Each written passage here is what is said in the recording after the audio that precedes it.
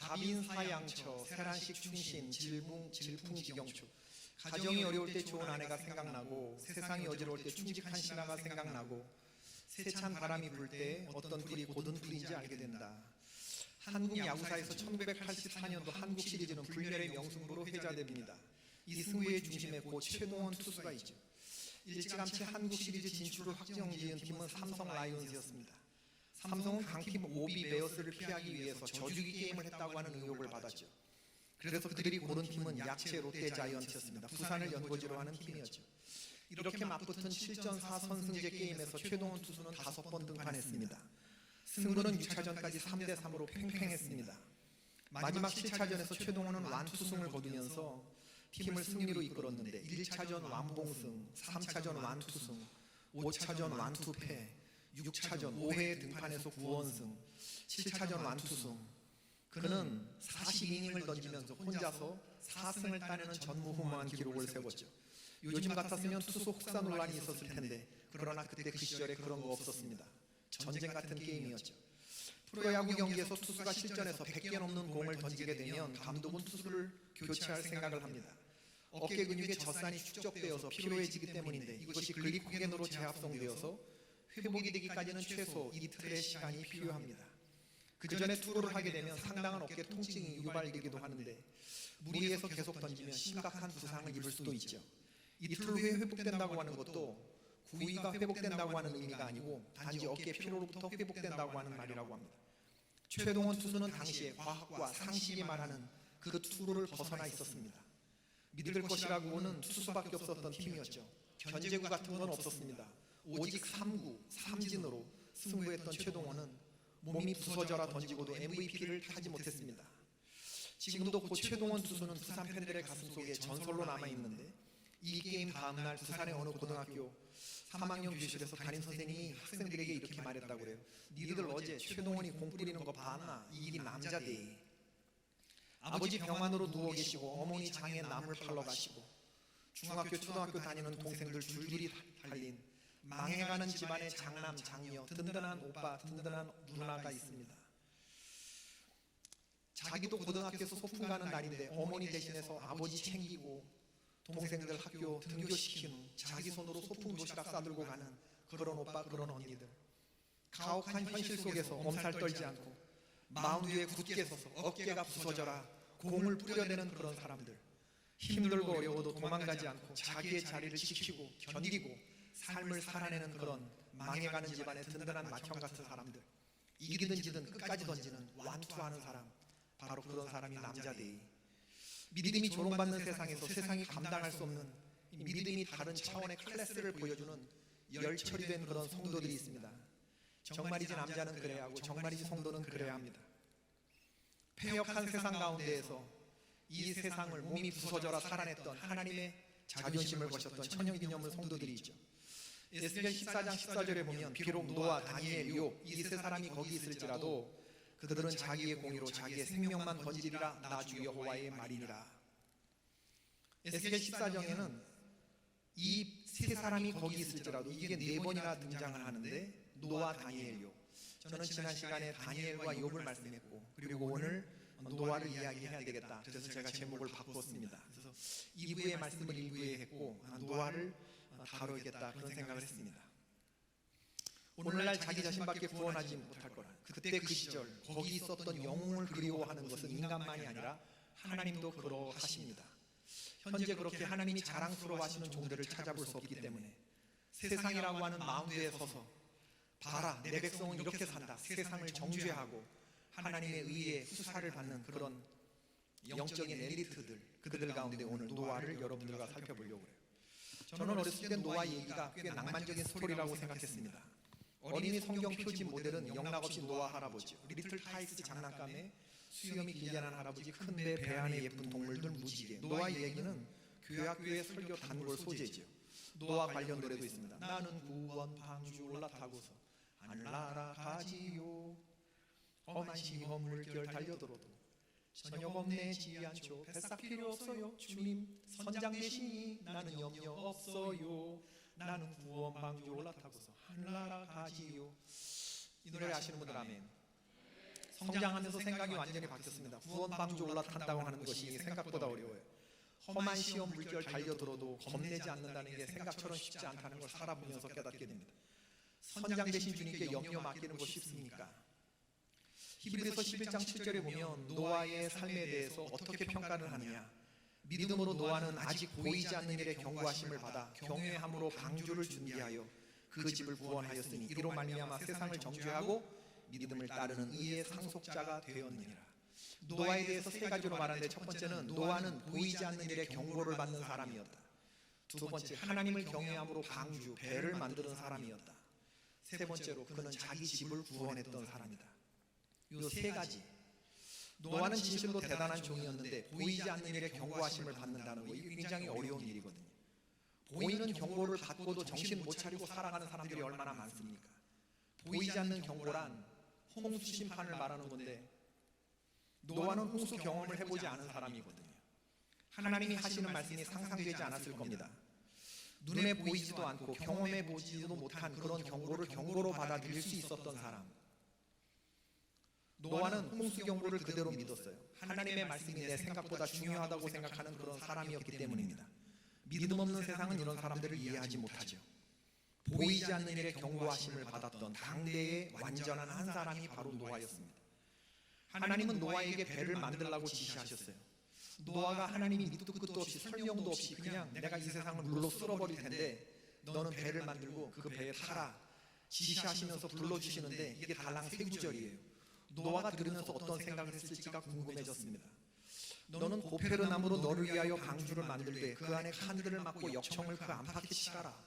네가 만들 방주는 이러하니 그 길이는 300규빗, 너비는 50규빗, 높이는 30규빗이라. 거기에 창을 내되 위에서부터 한 규빗에 내고 그 문은 옆으로 내고 상중하 3층으로 할지니라. 노아가 이 방주의 재원을 받아 적고 보니까 이 크기가 장난이 아닙니다. 길이가 450피트면 135m 하거든요. 넓이가 75피트, 22.5m, 높이가 45피트, 13.5m 하거든요. 고페로 나무로 만들어진 목재선을 만들라고 주님 말씀하시는데, 농구 코트 20개가 들어갈 수 있는 크기의 화차 521량에 해당하는 14,000톤을 적재할 수 있는 부피입니다. 그렇다면 이건 배가 아니고 선박이에요. 선박. 135m짜리 여러 나무 배를 만들어라. 하나님 참 말씀 쉽게 해요. 참 쉽죠. 이 엄청난 사이즈의 배는 자체 동력이 없어요. 그야말로 돛대도 아니 달고 삿대도 없는 그런 배입니다. 여러분, 최소한 흐르는 물결 따라서 방향을 바꿀 만한 조종관이 있어야 되는데, 엔진은 고사하고라도. 근데 이 배는 돛대도 없고 삿대도 없어요. 추진하는 동력도 없고 물결을 거슬러 움직이는 삿대도 없어요. 노가 이게 엔진이라고 이런 것도 없어요. 삿대도 없어요. 돛대도 없어요. 배는 물에 뜨기만 할 뿐 배에 탄 사람들의 의지가 손톱만큼도 허용되지 않는 그 배, 이게 노아의 방주입니다. 여러분, 135m짜리 22.5m짜리 배가 배에 탄 사람의 의지가 손톱만큼도 통하지 않는다. 이거 얼마나 무섭고 위험한 배입니까? 선박을 건조하면서 이게 어디로 어떻게 흘러가다가 어디 멈출 줄 모르는, 주차 파킹을 어디다 해야 되는지, 이 무섭기 짝이 없는 배를 어떻게 제작하라는 말이에요. 창문의 위치도 애매합니다. 3중하 3층으로 된 배에 위에서 1m 되는 곳에 조그맣게 창문을 내려는데, 이게 도대체 밖을 보라는 건지 말라는 건지 설계자의 의도가 궁금하지 않습니까? 노아는 배 밖으로 나올 것을 결정할 때 물이 빠졌나를 알아보기 위해서 비둘기를 날려보내야 했어요. 창문을 통해서 배 밑을 본다 그러면, 물 밑을 본다 그러면 굳이 이런 방식을 취하지 않아도 됐겠죠. 근데 창밖을 봐도 물이 안 보여요. 저만큼. 또 한 가지는 배에 탄 짐승들과 사람들에게서 나오는 분뇨와 배설물 등의 처리, 벤틸레이션 같은 거, 이 수어 라인 같은 거, 이걸 어떻게 해결해야 될지 그런 얘기는 성경에 없어요. 그건 네가 알아서 하라는 거니까. 노아가 세 아들을 낳았던 때가 500세 지난 때라고 했는데, 그러면 홍수가 시작된 시점이 노아가 600세 되던 해 둘째 딸이라고 했으니까 한 100년 정도 시간 동안 배를 만들 수 있는 시간이 주어졌다는 추론이 가능합니다. 성경은 노아가 어떤 직업에 종사했는지 말하고 있지 않아요. 그러나 고고학적인 증거에 의하면 노아는 적어도 바다가 있는 곳으로부터 200km 내륙에 살고 있었을 것으로 추정됩니다. 한마디로 노아는 선박 건조에 관한 비전문가였다, 그 얘기입니다. 정말이지 하나님이 명하신 방주는 처음부터 끝까지 순종할 수 없는 그러한 주문들로 가득합니다. 그런데 노아는 하나님의 말씀에 따라서 한마디 질문도 없어요. 홍수 심판에 대한 보이지 않는 일에 경고를 받은 것도 그렇고, 믿음으로 배를 제작한 것도 참 대단한 일이죠. 우리 인간들은 믿을 수 있는 것들만 믿는 경향이 있습니다. 나의 이성을 설득시킬 수 있는 것들만 믿는 거죠. 설득시킬 수 없는 것에 대해서는 사실을 부정하거나 판단을 보류합니다. 하나님이 세상을 다스려 나가시는 신비에 대하여 무지하며 하나님의 섭리와 하나님의 경륜의 생각과 판단을 내려놓는 것을 우리들은 주저하는 경향들이 많습니다. 그러나 노아는 자신의 생각보다 하나님의 아픔을 이해한 사람이었죠. 하나님의 뜻이 곧 노아의 삶이었습니다. 하나님의 명령이 평생의 과업이 된다고 할지라도 만사를 작파하고 그 명령을 수행하는 그런 종이었습니다. 여러분 얼른 생각해도 의문투성이의 배를 만들라고 지시하시는 그 명령에 한마디도 질문도 하지 않고 노아에게 많은 재정적인 곤란뿐만 아니라 많은 시간이 소요됐을 이 수고로운 과업을 100년 동안 그를 만들었다는, 아침에 눈 뜨면 바로 산에 올라가서 배를 뚝딱거리며 만드는 그런 실제. 노아는 이런 행동을 100년 넘게 지속했습니다. 하나님 경외함이 없이는 불가능한 순종이었고 하나님을 굴뚝같이 신뢰하는 믿음이 없으면 단 하루도 이런 일 못했을 흔들림 없는 확신, 두렵고 떨리는 여호와 경외에서부터 비롯되는 마음입니다. 노아는 하나님을 경외함으로 방주를 제작했죠. 결정적으로 노아 이야기에서 어려운 대목이 뭐냐면 노아는 그 배에 자기 가족 모두를 태웠다는 겁니다. 이상한 배를 만드는 것도 어렵지만 가족을 태우는 것은 더 어려워요. 하나님은 그 배에 가족들을 태우라고 했습니다. 배에 탄 사람들이 모두 몇 명이죠? 노아의 가족이 8명입니다. 8명. 노아, 노아의 아내, 노아의 세 아들, 그리고 세 며느리, 도합 8명인데 2대에 걸친 직계 가족이죠. 노아는 한 여자의 남편이었고 세 아들의 아버지였고 세 며느리들의 시아버지였습니다. 이들 8명이 만들어내는 인간관계를 보면 노아와 노아의 아내 관계, 이건 뭐죠? 부부관계. 그리고 노아와 세 아들의 관계, 무슨 관계죠? 부자관계. 노아의 3형제 간의 관계, 뭐죠? 형제관계. 그리고 노아의 아내와 며느리들의 관계, 며느리와 시어머니의 관계, 고부관계. 그리고 세 며느리들 간의 관계, 동서관계. 부부관계, 부자관계, 형제관계, 고부관계, 동서관계. 가깝고 참 쉬운 관계 같지만 어느 하나 쉬운 관계가 없어요. 한번 생각해 봅시다. 여러분 간신히 어떻게 135m짜리 목재선을 만들었다 칩시다. 나는 그렇다 치고 돛대도 아니달고 삿대도 아니다 이 배에 가족들을 태울 수 있을까? 장로님이 이 배를 만들었는데 이 배에 가족들이 다 탈 수 있을 것 같다고 생각하십니까? 이 말은 무슨 질문이냐면요, 장로님은 가족들로부터 신뢰받는 아버지시냐 신뢰받는 남편이냐, 그 질문이죠.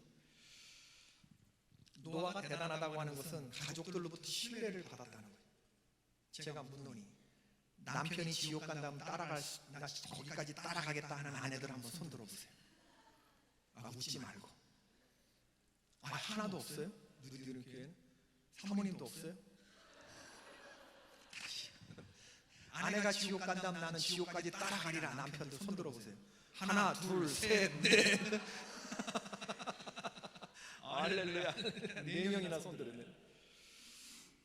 여러분 8명을 태우라고 그러면 지금까지 목회했던 나를 신뢰하는 장로님, 권사님 8명 선발할 수 있겠어요. 그러나 하나님은 그 배에 너의 가족들만 태워라.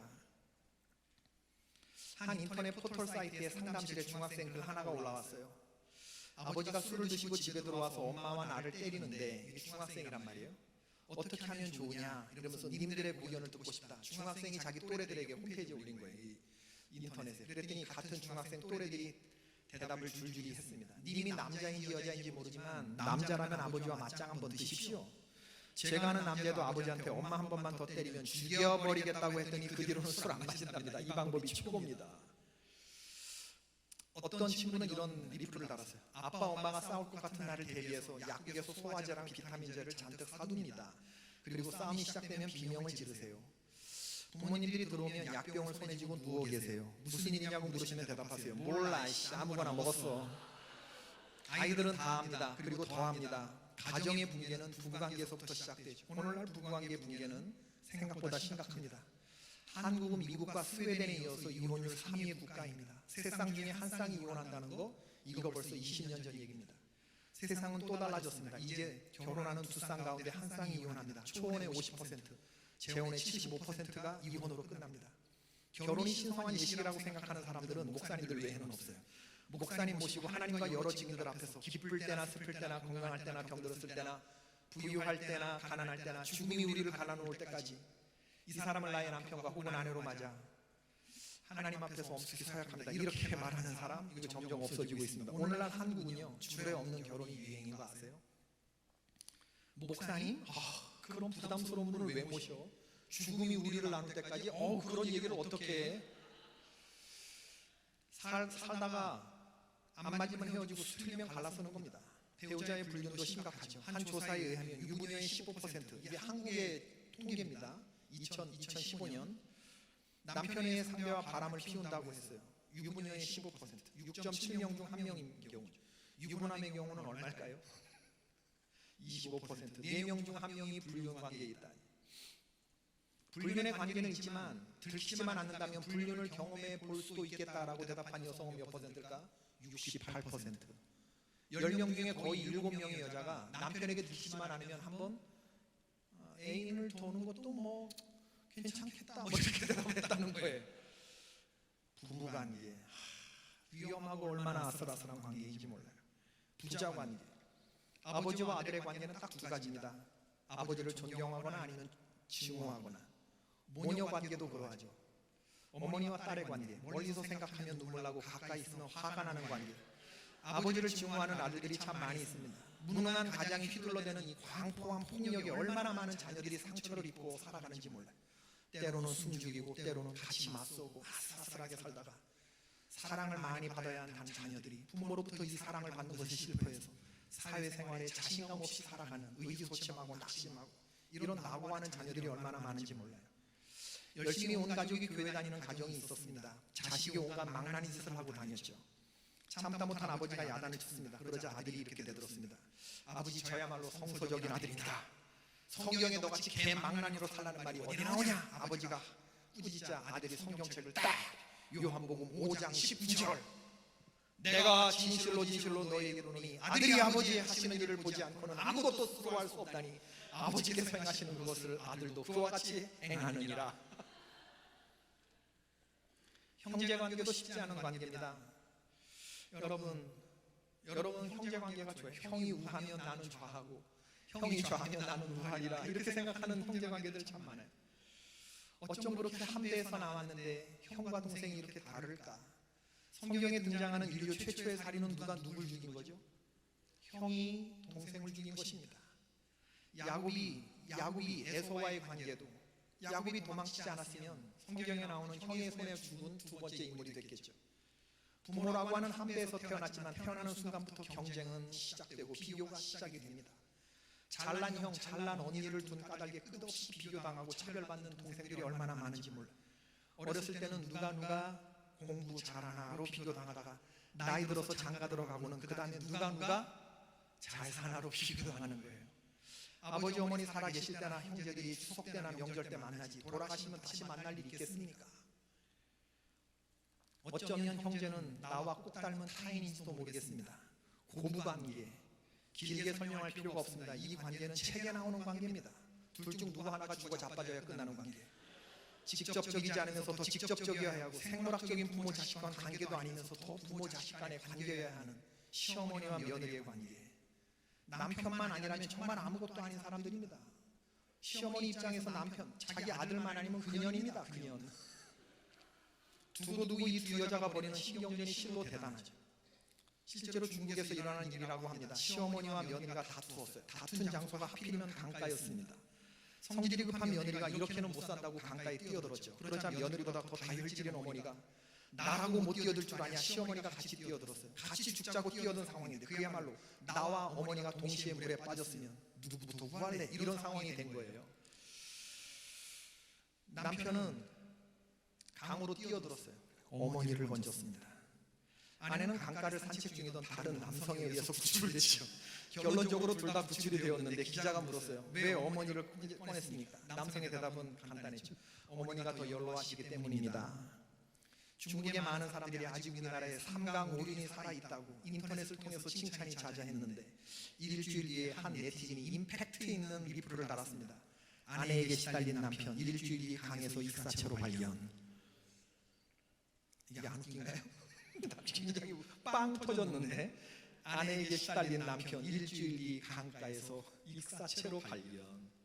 동서관계, 며느리들 간의 관계, 형제가 굉장히 의가 좋아도 집안에 사람 잘못 들어오면 이것 또한 문제가 돼요. 며느리들끼리 서로 유선을 가지고 싸우고 당신이 뭐가 문제였어?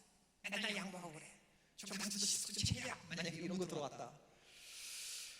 그러면 서로 마음이 안 맞아 보세요. 힘들어지는 겁니다. 동서 나이가 위에 사람이 나이가 적거나 아래 동서가 나이가 많거나 이런 많은 경우의 수들을 한번 생각해 보세요. 실로 부부관계, 부자관계, 모자관계, 형제관계, 고부관계, 동성관계 어느 하나만 삐끗해도 노아의 방주는 없었겠죠.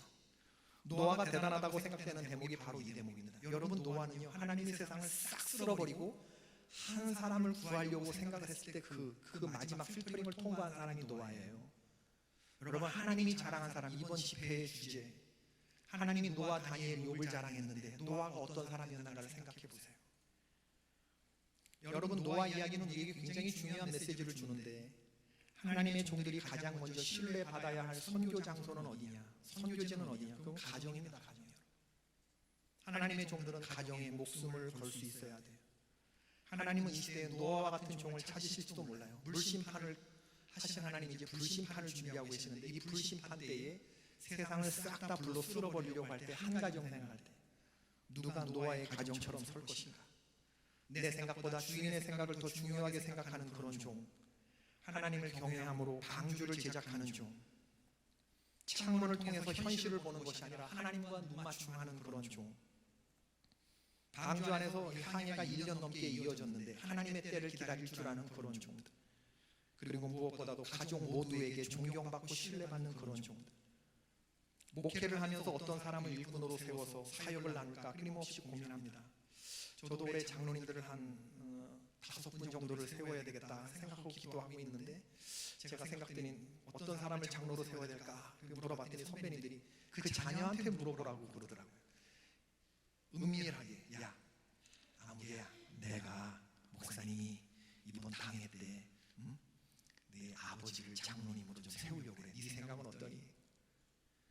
이럴 때 아들이, 딸이 우리 아버지야? 우리 아버지가 장로야? 만약에 이렇게 반응이 나온다 그러면 탈락. 목사님 감사합니다. 제가 목사님께 앞으로 잘할게요. 우리 아버지는 정말 멋진 아버지입니다. 감사합니다. 이렇게 숨도 안 쉬고 반응이 나오면 합격. 하나님의 종들은 책망할 것이 없으며 한 아내의 남편이 되며 절제하며 신중하며 단정하며 나그네를 대접하며 가르치기를 잘하며 술을 즐기지 아니하며 구타하지 아니하며 오직 관용하며 다투지 아니하며 돈을 사랑하지 아니하며 자기 집을 잘 다스려 자녀들로 모든 공손함으로 복종하게 하는 자라야 할지며 사람이 자기 집을 잘 다스릴 줄 알지 못하면 어찌 하나님의 교회를 돌보리요. 또한 외인에게서도 선한 증거를 얻는 자라야 할지니 비방과 마귀의 올무에 빠질까 염려하라. 디모데전서 3장 4절부터 7절. 초대교회가 찾았던 장로의 요건 14가지 일꾼의 자격입니다. 여러분, 우리는 이 기준을 통해서 초대교회가 일꾼을 선발할 때 얼마나 가정을 신실하게 쳐다보았는가를 알 수가 있어요. 자기 집을 잘 다스리지 못하면 하나님의 교회를 어떻게 다스리겠느냐? 수신 제가 평천하. 멀리 가서 이방 사람 구원하지 못해도 가까이 있는 가족만이라도 구원할 수 있다고 하면 참 훌륭한 종이. 우리 기독교 교리와 장정, 감리교회, 닥트린 앤 디서플린에도 장로님들의 가정은 모두 다 인과 기도된 가정으로 할 것, 그리고 모두가 다 한 교회에 출석해야 할 것, 이게 조건에 들어가 있어요. 우리 기독교 대한 감리의 교리와 장정. 얼마 전에 신문을 보니까 요즘 조기교육에 적합한 장소로 말레이시아 암팡구라고 하는 지역이 거론된다는데 영어권일 뿐만 아니라 모슬렘 지역이라 기러기 아빠들이 안심하고 아내와 아이들을 보낼 수 있대요. 그래서 기독교 엄마 아빠, 기독교 아빠가 권사인 자기 부인을, 집사인 자기 부인을 아들과 함께 말레이시아 암팡구로 유학 보내면서 이슬람 지역이라 안심하고 보낸다는 거예요. 여러분, 사정이 이러한데 우리가 말레이시아에 선교사를 보내야 돼요, 말아야 돼요? 차라리 이슬람 선교사님 초청해서 가정 세미나 배우는 게 더 낫지 않겠습니까? 가정을 잘 다스리는 자가 교회도 잘 돌본다. 이 말은 참 옳아요. 교회를 다스리려면 먼저 가정을 잘 돌볼 수 있어야 됩니다.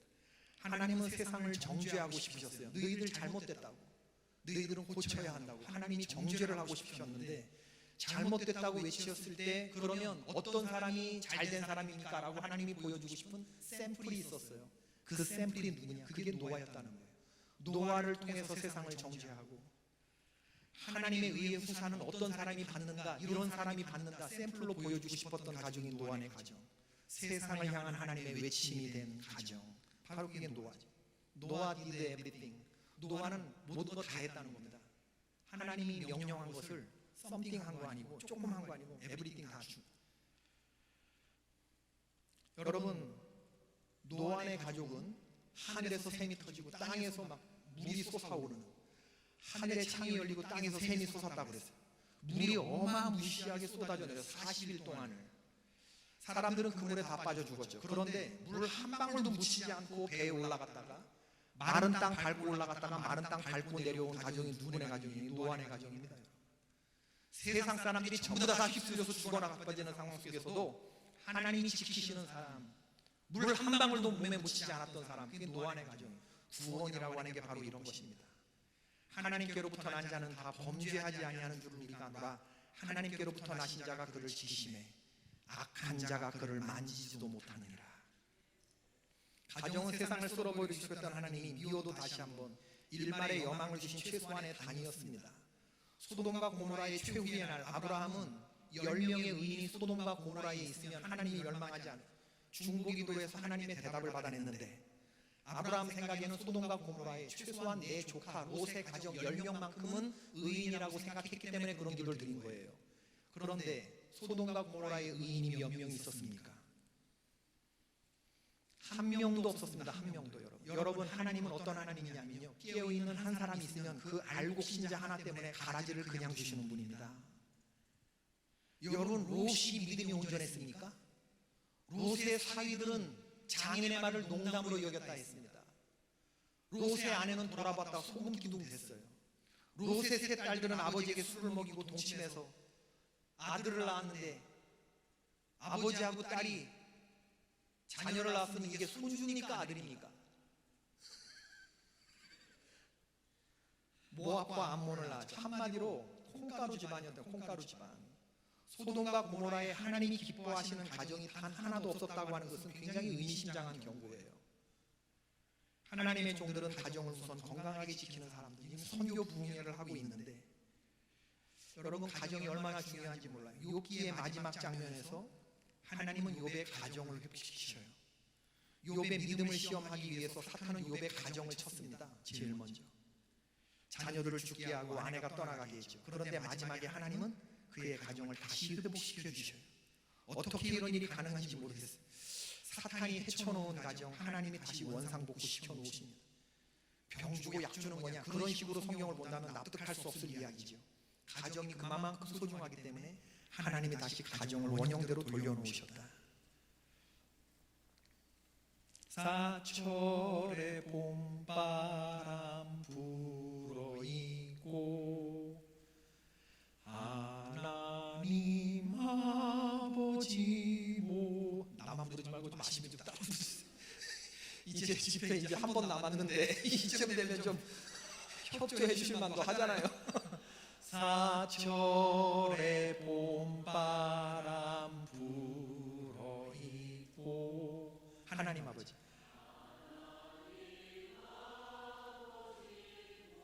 여러분의 가정들이 그러기를 바랍니다. 믿음의 반석도 든든하다.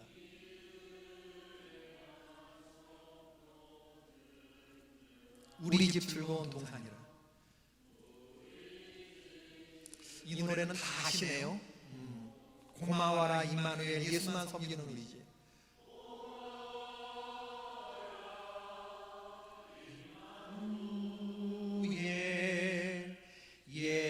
예수만 섬기는 우리 집. 고마워라 임마누엘, 복되고 즐거운 하루하루.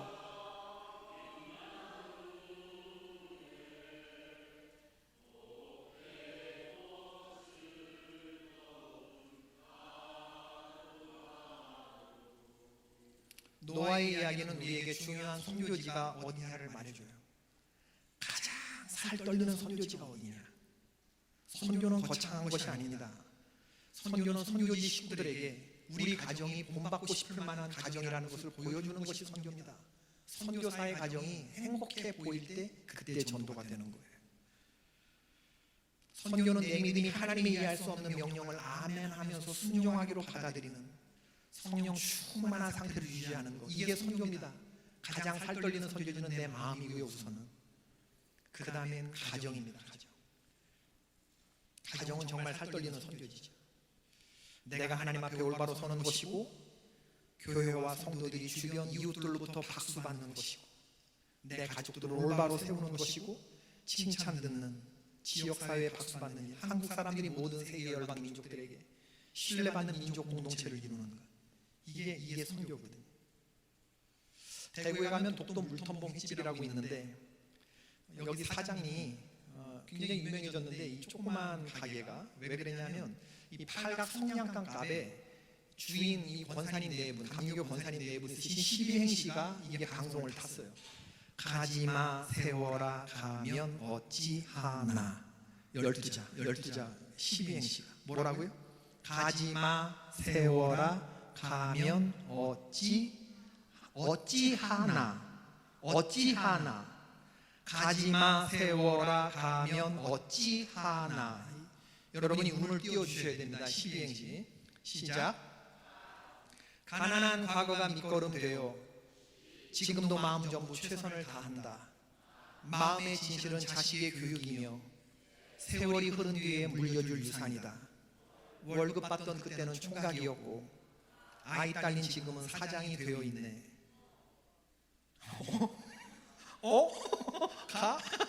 가지마 세워라 가면 어찌하나.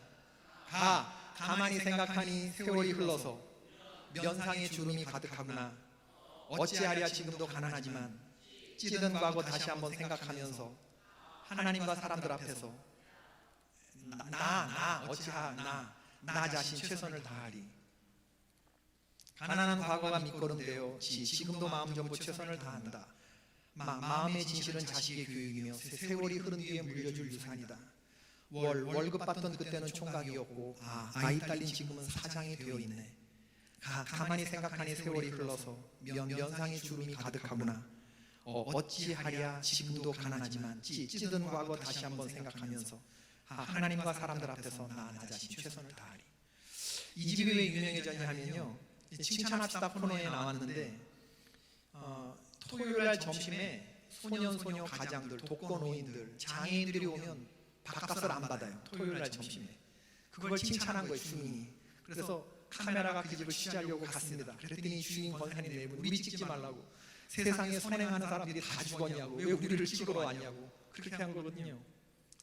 근데 이분들이 얘기를 이렇게 들어보니까 어린 시절에 이 사장님, 권사님이 너무나 가난해서 큰아버지 함석 공장에 함석 펴는 일을 하면서 초등학교 졸업하자마자 그걸 한 거예요. 사촌들은 중학교 가고 고등학교 가는데 너무 가난해서 함석 펴는 큰아버지 공장 눈칫밥 먹어가면서 그렇게 컸어요. 그렇게 세월이 흘렀는데 사람들이 사장이라고 부르는 조그만 이 달동네에 밥집을 하나, 물텀봉 횟집을 하나 하고 있는데, 가게가 영세해서 어려운 사람들 다 돈 안 받는 것도 아니고 토요일날 점심 한 끼 그저 그냥 돈 안 받는 건데, 이거 뭐 일주일 내내 오시면 다 돈 안 받는 것도 아니고 일주일에 한 번 돈 안 받는 건데 이게 뭐 그렇게 대단한 거냐. 가게를 열면서 동사무소에 가서 이 나라로부터 쌀 타먹는 이 사회 배려자들, 장애인들, 이런 분들이 얼마나 많은가 알아봤더니 동네가 숲다 보니까 그런 어려운 이웃들이 너무 많은 거예요. 움직일 수 없는 장애인들도 많다는 걸 자기가 아는데, 나도 먹고 사는 게 바빠서 일일이 딜리버리까지는 못해. 자기 발송에서 나오는 사람한테 돈 안 받는 게 그게 뭐 그렇게 큰 대수냐. 따지지 말라고. 여러분, 우리가 선교도 많이 하고 구제도 많이 하지만 교회가 선교와 구제의 핵심이 뭔지 아세요? 따라해봅시다. 잊어버리는 거다. 하고서 잊어버리는 겁니다. 오비용 유어의 도시락을 했던 소년 들고도 드리지 않았다 그랬어요. 마태복음에 나오는 양과 염소를 가루는 거. 바로 그때 이 양의 편에 섰던 사람들은요, 자기들이 주님이 헐벗었을 때, 굶주렸을 때, 옥에 갇혔을 때, 병들었을 때 다 돌보고 먹을 거 주고 마실 거 주고 찾아보고 그랬는데도 주님이 너가 그런 거 했다는데 본인들이 기억했어요? 못해요? 못했어요. 기억을 못했기 때문에 내가 하고도 하지 않았다고 느꼈기 때문에 계속 그들은 할 수 있었던 겁니다. 핵심은 구제 사업의 핵심은 하고서 잊어버리는 거예요. 그래야 우리는 또 할 수 있어요. 선교도 마찬가지죠. 그 목사님 옛날에 했는데 그거 줘봐야 소용없어요. 작년에 우리 다 해봤어요. 다 줄 필요 없어요. 이렇게 생각하면요 염소물이 되는 겁니다. 주님이 언제 헐벗었고 그 사람들이 언제 감옥에 갇혔고 이렇게 나오는 거예요. 선교는 우리가 이 땅에서 하던 방식을 선교지에 이식시키는 게 아닙니다. 선교지 백성들을 대종시키기 이전에 선교사의 모습을 보여주어야 하는 것이고 선교사의 가정을 보여주는 거라고 저는 믿어요. 현지인보다 나은 모습을 보여줄 때 그때 그들에게 감동도 되고 전도도 되는 거거든요. 저도 선교사로 7년 애리조나 플렉스탭에 호피 인디언 네이티브 아메리칸들 선교를 해봐서 알아요. 패스터의 가정을 보고 나왔다고 말합니다. 노아의 방주에는 여러분 없는 게 많았습니다. 돛대도 없고 삿대도 없고 화장실도 없고 환기시설도 없고. 그러나 노아의 방주에 있는 것들이 있었다는 것, 있어야 할 것들이 있었다는 것, 그 배에는 여호와 경외라고 하는 믿음이 있었다는 것, 그 배에는 패밀리라고 하는 패밀리 밸류가 타고 있었다고 하는 것, 그 배에는 구원의 여망을 담은 피조물들이 타고 있었다고 하는 것, 그 배에는 모든 피조물들, 짐승들, 거기에 대한 인간의 어마어마한 리스파스빌리티가 있었다는, 책임감이 있었다고 하는, 그 배에는 믿음이 타고 있었고, 그 배에는 가족이 타고 있었고, 그 배에는 여호와 경외라고 하는 가치가 타고 있었고, 그 배에는 인류 구원의 여망을 싣고 가는 그런 배였다는 겁니다. 그 배는 어디서 만들어졌어요?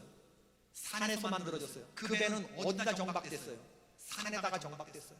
이게 믿음의 공동체입니다. 배는 원래 물 있는 데서 만들어지고 물 있는 곳에서 띄우는 것인데, 하나님의 교회 공동체, 믿음의 방주는 성도들이 하나가 되면 산에서도 배를 만들 수 있고, 성도들만 하나가 되면 이 배는 산으로 갈 수 있어요, 없어요? 얼마든지 산으로 갈 수 있어요. 산으로 가야 할 필요가 있고, 주님이 산으로 가라고 하시면 우리는 산으로 갈 수 있어야 돼요. 이게 구별된 교회의 힘입니다, 여러분. 세상이 이해할 수 없고, 그래서 세상이 감당할 수 없는 여러분의 가정과 믿음의 교회 공동체를 세울 수 있길 주의 이름으로 축원합니다. 하나님의 뜻이 상인이 되는 가정, 하나님의 눈길 닿는 곳에 우리의 손길이 가닿는 그런 믿음의 가정들. 제가 이런 얘기를 하면 여러분 가운데 목사님은 힘든 얘기 하시네, 우리 가정이 이미 틀렸어, 우리 아빠 봐, 우리 딸 봐, 우리 아들 봐, 날 봐, 이러면서 난 틀렸구나 이렇게 생각하는 분들이 있을 수 있겠지만, 자녀들이 자랑할 만한 아빠 엄마가 자랑할 만한 자녀, 믿음의 가문, 이런 건 나하고 거리가 먼 얘기야 이렇게 생각하는 분들은 오늘 굉장히 절망스러우실 텐데 그렇지 않습니다, 여러분. 지금은 은혜의 시대고 노아의 시대가 아니거든요. 하나님은 얼마든지 세컨 찬스를 주시는 분인 줄로 믿습니다. 주님이 우리 연약함을 다 짊어지고 가시기 때문에 라오디게아 교회처럼 주님이 문 밖에서 문을 열라고 두드릴 때 누구든지 내 음성을 문을 들고 열면 내가 그로 더불어 먹고 그는 나도 더불어 먹으리라 주님이 약속해 주셨잖아요. 그리고 내 음성을 듣는 자들에게는 내가 이기고 아버지 옆에 앉아있는 것처럼 너희도 그 자리에 앉혀주리라 주님이 약속해 주신 바가 있거든요. 아무리 여러분 주님 말씀하시는 거 우리 가정이 망가져도 패자 부활전 정도가 아니고 온전한 회복을 하나님이 약속해 주셨기 때문에 우리는 다시 얼마든지 다시 시작할 수 있어요. 그렇기 때문에 여러분 아름다운 가정의 모습을 세우기 위해서 먼저 나 자신부터 살피십시다. 하나님이 세상을 정죄하고 싶으셨는데 이 하나님의 답답한 마음을 털어놓고 싶으신데 내가 어떤 기회다 얘기할까? 하나님이 그럴 때 주여 내 귀에 털어놔 주십시오. 내가 주님 말씀하시는 대로 하겠습니다 하는 그런 사람이 세워져야 되지 않겠습니까? 하나님의 음성을 듣는 사람, 그리고 하나님의 명령을 온전히 받들어 매일매일 수행하는 그러한 사람들. 하나님이 네가 내 종을 보았느냐라고 사탄에게 자랑할 만한 하나님의 자존심을 지고 가는 그런 멸종되지 아니한 천년기념물 성도, 바로 그런 신앙의 멋진 영적인 공공행진을 이어가는 그런 유드림 교회 성도들 되시기를 주님의 이름으로 축원합니다.